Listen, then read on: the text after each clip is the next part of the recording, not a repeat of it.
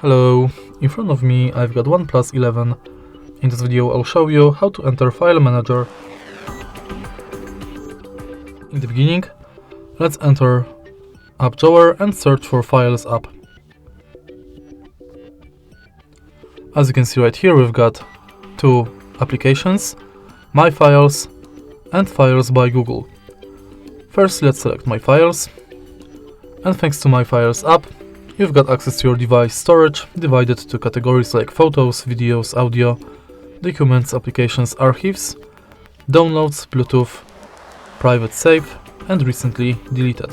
Also, you can go to Recents, Tag, and Menu.